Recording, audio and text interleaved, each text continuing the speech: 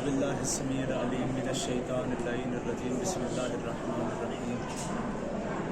ابھی ہم موجود ہیں مسجد کوفہ میں، اور سامنے جو آپ کو مقدس مقام نظر آ رہا ہے یہ ہے محراب امیر المومنین، جہاں امیر المومنین علی بن ابی طالب نماز ادا کیا کرتے تھے، اور یہی وہ محراب ہے جہاں 19 ماہ رمضان امیر المومنین بوقت نماز فجر حالت سجدہ میں تھے۔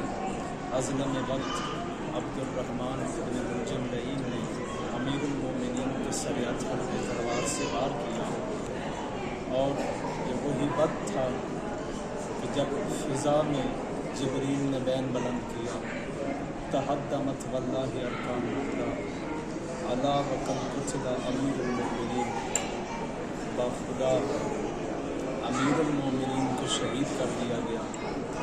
ہدایت کے ارکان منہدم ہو گئے، اور عین اسی وقت خون میں لت پت اسی مقام پہ علی فرما رہے تھے فزت برب الکعبہ، باخدا علی کامیاب ہو گیا۔ یہاں مسجد کوفہ محراب امیر المومنین سے میں مومنین کو ایک پیغام دینا چاہوں گا۔ علی کو ماننے والا بے نمازی نہیں ہو سکتا، لیکن جو نماز کو لے کے غفلت سے کام لیتے ہیں ان مومنین کے لیے ایک پیغام ہے۔ سامنے وہ مقام ہے جہاں 19 ماہ رمضان خون میں لت پت علی، اور علی نے حکم دیا کہ حسن پہلے میرا بیٹا نماز مکمل کرواؤ، بعد میں مجھے سنبھالنا۔ اور علی کے ماننے والوں کے لیے جو نماز میں غفلت سے کام لیتے ہیں، اس سے بڑا پیغام تو نہیں ہو سکتا۔ 19 ماہ رمضان بوقت نماز فجر علی مصلی پہ تڑپ رہے ہیں، اور حسن مطمئن ہو کر کہہ رہے ہیں سبحان ربی الاعلی۔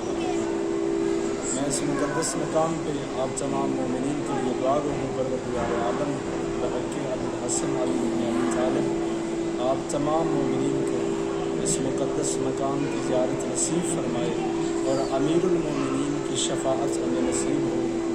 شہنشاہ معظم حقیقت اللہ کا ظہور جلد ہو، ہم مولا کی سپاہ میں شمار ہوں۔ والسلام یا علیہ السلام۔